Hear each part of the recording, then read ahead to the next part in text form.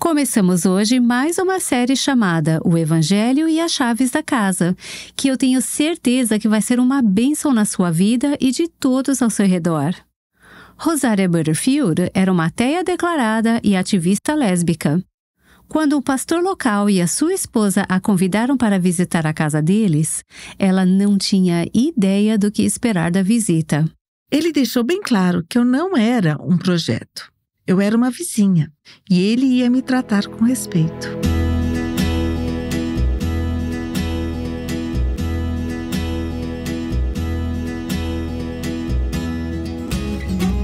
Este é o Aviva Nossos Corações com Nancy DeMoss Wogemuth, autora de O Céu Reina, na voz de Renata Santos. Às vezes, tudo o que é preciso é uma mesa de jantar e o Espírito de Deus para mudar a vida de alguém para sempre. É isso que ouviremos hoje com nossa querida convidada Rosaria Butterfield.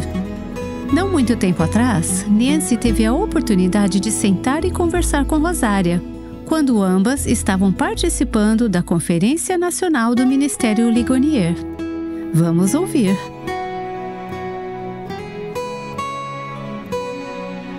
É uma grande alegria hoje dar as boas-vindas de volta ao Aviva Nossos Corações para minha querida amiga Rosaria Butterfield. Ela está aqui, sorrindo, um sorriso enorme. Ela é uma irmã calorosa, centrada em Cristo, que ama o Evangelho, e estou muito animada para conversar com você novamente. Rosaria, bem-vinda de volta ao Aviva Nossos Corações. Muito obrigada. É uma honra estar aqui hoje. Você escreveu um livro que é um assunto que está no seu coração há muito tempo. Sim. E no meu também. Estou segurando-o em minhas mãos e o título é O Evangelho e as Chaves de Casa. E o subtítulo é Praticando uma Hospitalidade Radicalmente Simples em um Mundo Pós-Cristão. Tive a chance de ler este livro no voo para Orlando e eu amei o que você fez com este assunto, mas principalmente eu amo... Bem, há duas coisas que eu amo nele. Uma é o quão fundamentado biblicamente está nos caminhos de Deus e no Evangelho de Cristo. Vamos falar sobre isso daqui a pouquinho.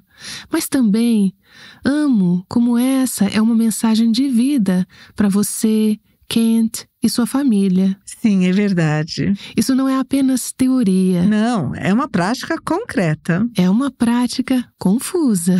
Sim, é. Vamos explorar isso. Acho que para muitas pessoas é um tema assustador. Hospitalidade. Mas vamos explorar por que é assustador e por que não precisa ser. Quero começar com...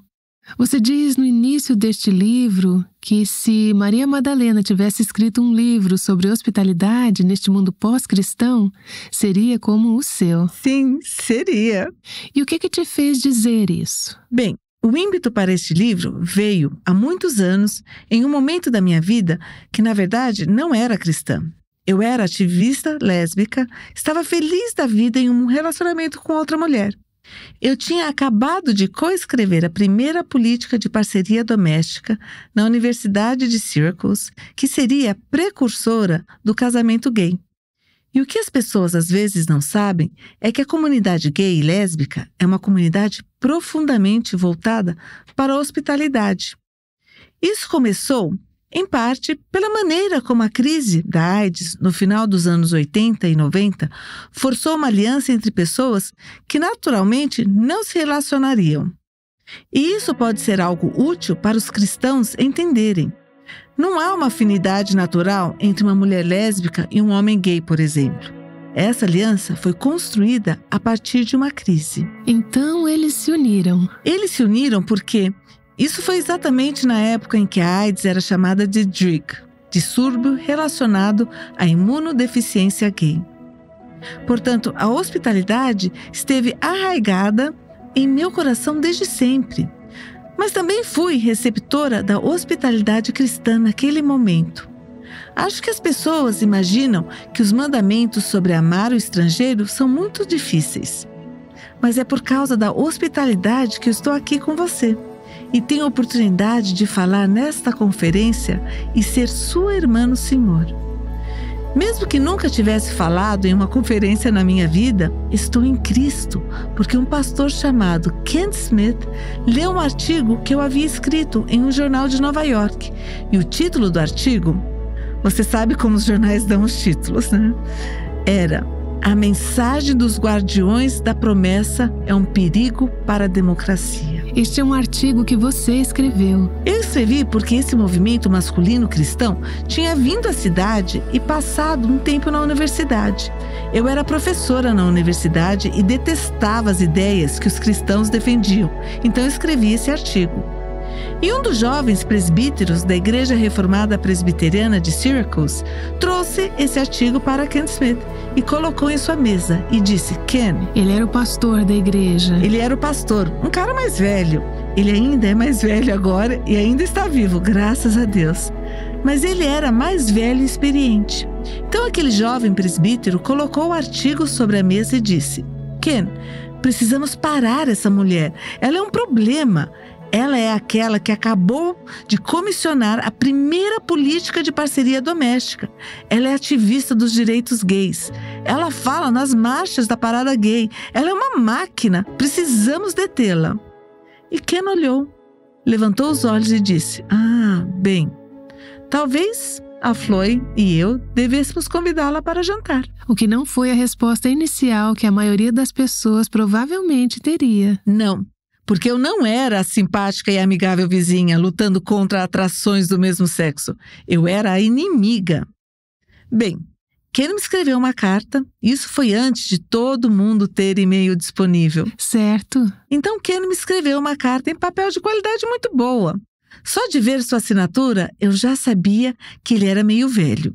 O que eu achei um tanto interessante. Ele me fez algumas perguntas fascinantes sobre o meu artigo. E eu não sabia ao certo o que fazer com aquela carta. Eu recebia muitos feedbacks. Havia cartas de ódio, cartas de fãs. E ambas entravam por um ouvido e saíam pelo outro.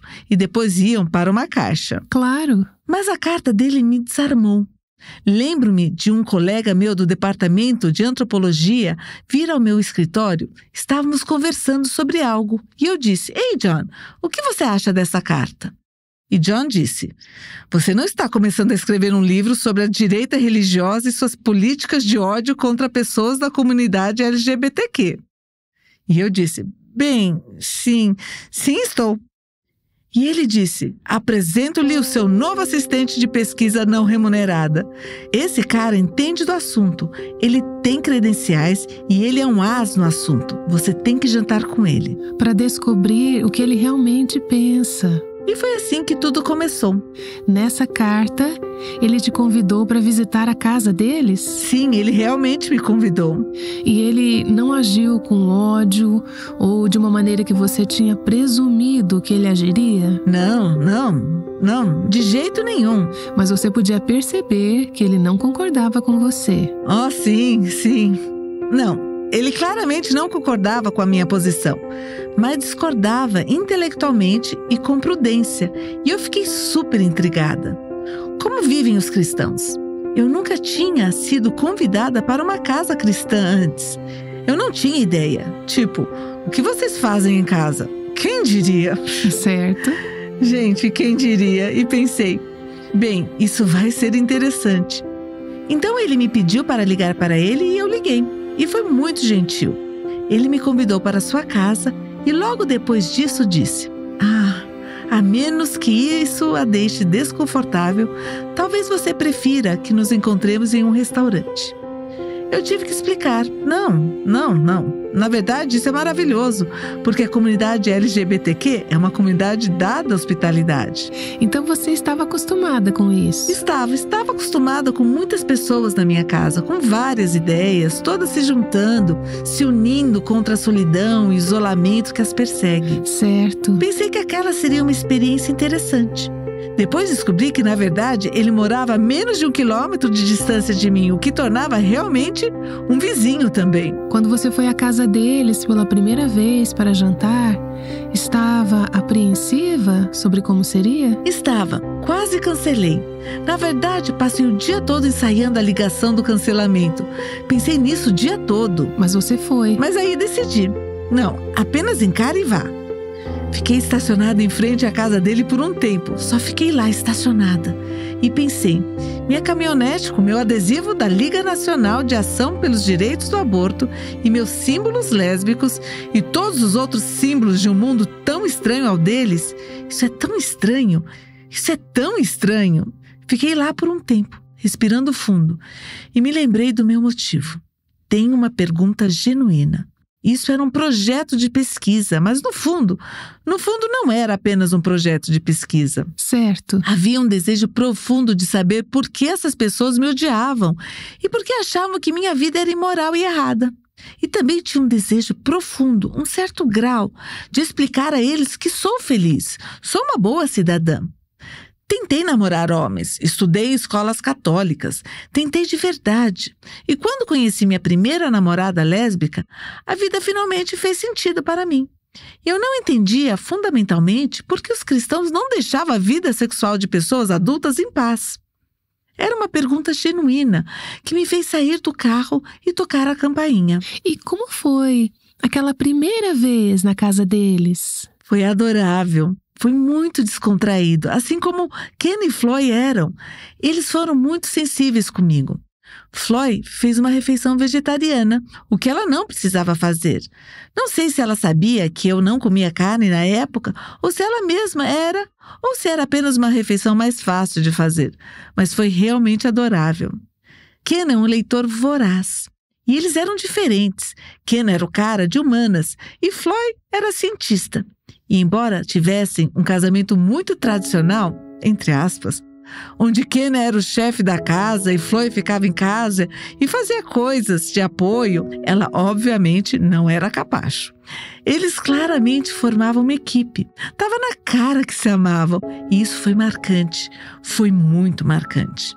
Aproveitamos o nosso tempo juntos e no final da noite, Ken disse que gostaria de me ajudar com meu projeto de pesquisa. O que, é claro, era... O que você precisava. Eu precisava. E foi meio que uma proposta de vendas. Era o que eu queria.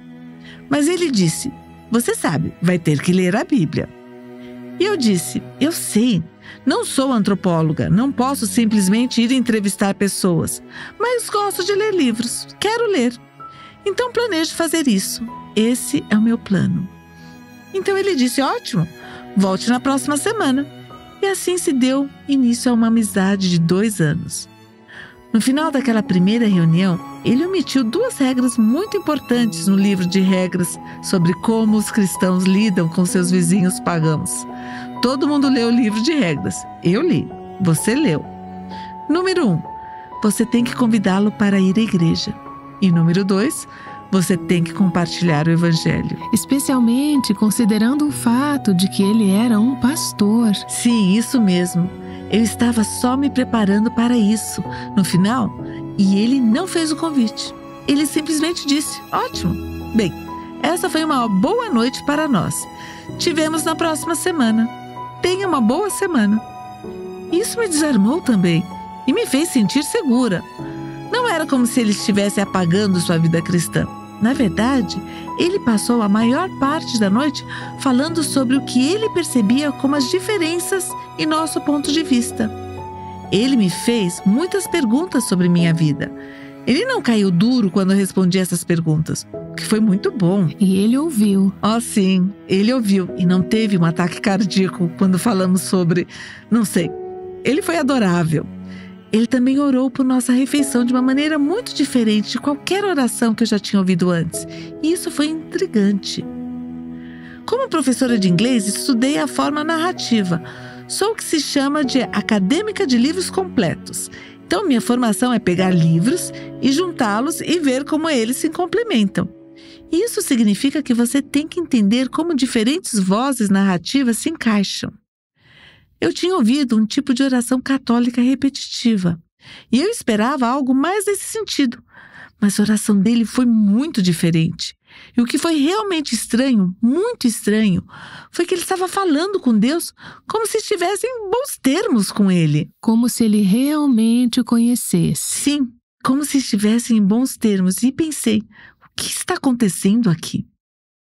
Então, no final daquela primeira noite, senti que era seguro envolver-me nesse projeto de pesquisa com alguém que considerava ser o inimigo, porque ele deixou bem claro que eu não era um projeto, eu era uma vizinha. E ele ia me tratar com respeito. E eles continuaram te convidando para voltar à casa deles e você continuou indo. Certo. Tive inúmeras refeições na casa deles. Passei 2 anos jantando na casa deles. Algumas dessas eram refeições privadas. Mas depois havia outros dias, como nesse dia que eles chamavam de o Dia do Senhor, que eu pensava, que coisa maluca, que será que isso significa? É nesse dia que eles chamam o Dia do Senhor, que é claro, agora chamam de o Dia do Senhor. Mas eles me convidavam e tinham muitas pessoas de sua igreja, mas também muitas pessoas da comunidade. As pessoas chegavam com suas Bíblias e seus inários e se envolviam em discussões filosóficas, abriam a Bíblia e falavam sobre coisas. E eu pensava, gente, que coisa estranha. Parece que a Bíblia não é uma peça de museu. Eu pensava que era algo onde você colocaria flores prensadas e não um livro para ser usado ou lido. Foi fascinante ver pessoas usando um livro antigo dessa maneira. Foi realmente fascinante. Eles também se envolviam nessa prática chamada de Salmos Cantados, de um livro chamado O Saltério. Era um livro repleto, página após página, com 150 salmos em métrica para harmonia, de 4 partes.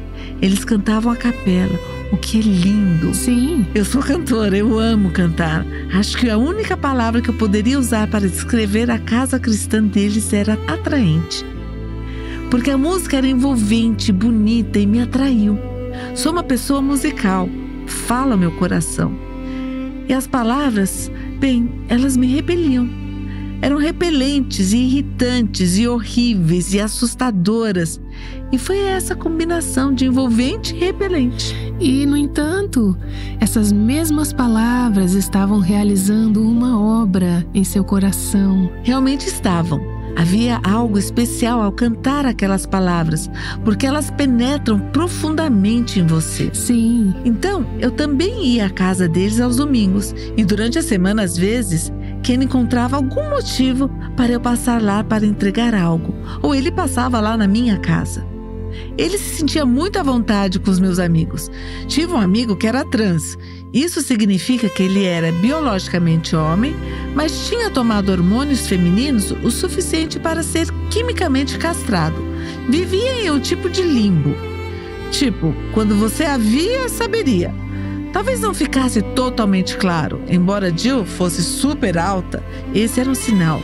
Ela tinha mais de 1,80 m e tinha um pomo de Adão. Isso também era um sinal. Mas Ken foi muito gentil com Jill. E isso foi incrível para mim, porque até na comunidade gay naquela época, isso foi nos anos 90, a comunidade trans não era vista como um recurso político, que é como acredito que a comunidade gay está usando a comunidade trans agora. Eles não eram vistos como a linha de frente de um movimento de direitos civis. Eles eram os primos embaraçosos, ou algo assim. Mas na comunidade gay, Jill não era tratada bem. E para Ken entrar, sentar-se e simplesmente tratar Jill com total e completo respeito foi incrível. O que vinha de sua teologia, que ela e você foram criadas à imagem de Deus. Certo. Mesmo que o seu pensamento tivesse sido distorcido pelo pecado, pela enganação. Exatamente. Vinha de uma teologia. Absolutamente. Mas naquela época eu não sabia de onde vinha, mas era algo lindo e fez uma enorme diferença para Jill. Quer as pessoas saibam disso ou não, a comunidade transgênero tem um grau muito alto de problemas de saúde mental. É apenas uma cultura bárbara que pegaria uma comunidade que está dilacerada por problemas de saúde mental e faria dela uma ferramenta política para algum avanço nos direitos civis. Ken foi muito delicado com Jill e eu fiquei extremamente grata por isso. Não sabia por que na época. Realmente não sabia de onde vinha aquilo, mas sabia com certeza que todos precisamos disso. Seja o que fosse que Ken Smith tinha, eu sei. e sabia que precisávamos de muito mais do que ele tinha. Com o tempo, o Espírito usou a gentileza dele, a palavra e o Evangelho para te atrair à fé. Exatamente, sim. 2 anos lendo minha Bíblia repetidamente 7 vezes no total. Uau! 2 anos passando por isso com o Ken. Eu tive uma crise. Eu disse ao Ken, estou cansada disso, não quero mais falar com você. Tentei escrever uma carta de despedida para ele, não consigo mais fazer esse projeto de pesquisa, acabou. E o Ken disse, ótimo, vamos deixar de lado o projeto de pesquisa, mas vamos chegar ao cerne da questão. Vamos ir direto ao cerne disso. Continue lendo a Bíblia para as grandes questões da vida. E a única razão pela qual fiz isso foi porque ele e eu éramos amigos. E o que aconteceu foi que a Bíblia se tornou maior dentro de mim do que eu mesma. Cheguei a um ponto em que percebi que Jesus é quem ele diz ser nas Escrituras. Todo esse tempo, eu realmente pensei que eu estava do lado da paz, justiça social, diversidade, compaixão e cuidado. E foi horrível perceber que estava perseguindo Jesus o tempo todo. Não algum personagem histórico chamado Jesus, mas o meu Jesus, meu profeta, meu sacerdote, meu rei, meu marido, meu amigo, meu salvador. Então eu fiz isso, consagrei minha vida a Jesus. Acho que as pessoas frequentemente assumem que isso significava que os meus desejos lésbicos desapareceram. Bem, não. Consagrei minha vida a Jesus não porque parei de me sentir lésbica, mas porque Jesus é quem ele diz ser. Sim. Foi um processo lento, não foi fácil. O pecado sexual e a identidade sexual ficam profundamente enraizados na pessoa. Mas aos poucos, ao longo do tempo, eu vinha orando para que Deus me tornasse uma mulher piedosa. E com isso não queria dizer nenhum dos meus estereótipos disso, mas realmente queria dizer cobertura. Se alguém me perguntasse o que isso significaria para você, na verdade um dos meus amigos perguntou, o que isso significa para você? Eu disse, significa cobertura. Significa estar coberta por Deus. Eu só queria estar coberta por Deus. E aos poucos, ao longo do tempo, essa oração se transformou em orar para que eu pudesse ser uma esposa piedosa de um marido piedoso. Isso parece ridículo, certo? Parecia absurdo. Mas Deus se especializa no absurdo. O conceito todo de nascer de novo é bem absurdo. Sim, é bem absurdo. Deus se especializa no estranho, em alcançar o estranho, alguém como eu, e transformar essa pessoa e dar a ela um novo coração. Por anos depois disso, por alguns anos pelo menos, tudo em mim havia mudado. E nada em mim mudou. Meu coração mudou. Eu desejava a Bíblia mais do que qualquer coisa. Eu queria ler teologia. De repente eu queria ver minha história sob a cobertura da ciência da Bíblia. Mas, novamente, eu simplesmente não parei de me sentir lésbica da noite para o dia.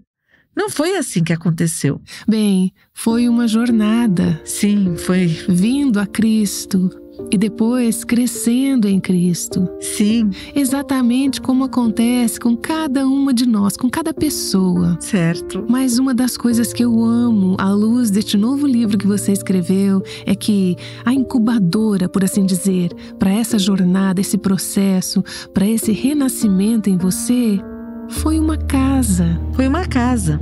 Foram as refeições, foi a amizade. Se estendeu dentro das 4 paredes de uma casa, onde as pessoas não estavam, onde um pastor e sua esposa, que eram conhecidos por uma visão diferente da sua, não tiveram medo de abrir sua porta, de te receber, de sentar com você. Independentemente do que alguém mais possa pensar em sua igreja ou em outro lugar sobre tudo isso, foi essa hospitalidade radicalmente simples que Deus usou como uma incubadora na qual mudou o seu coração. Sim. Queremos explorar nos próximos dias um pouco disso. Queremos desvendar como esse tipo de hospitalidade se parece. claramente teve um impacto radical em sua vida. Teve. E agora você está desafiando outros a acreditarem que Deus pode usá-los como um meio de graça na vida dos menos prováveis, daqueles que você nunca esperaria estar abertos ao Evangelho. O livro se chama O Evangelho e as Chaves de Casa, e você está falando sobre como praticar essa hospitalidade radicalmente simples em nosso mundo pós-cristão. Vamos continuar essa conversa amanhã no Aviva Nossos Corações.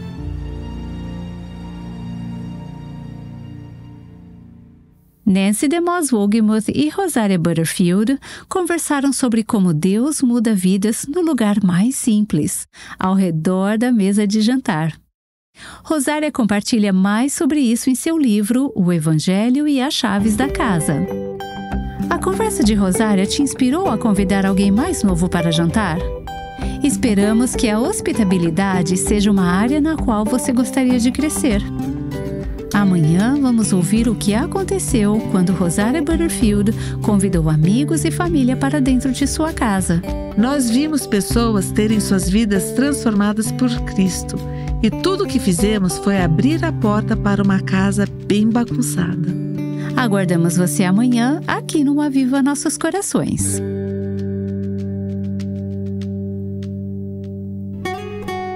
O Aviva Nossos Corações é o ministério em língua portuguesa do Revive Our Hearts, com Nancy DeMoss Wolgemuth, chamando as mulheres à liberdade, à plenitude e à abundância em Cristo.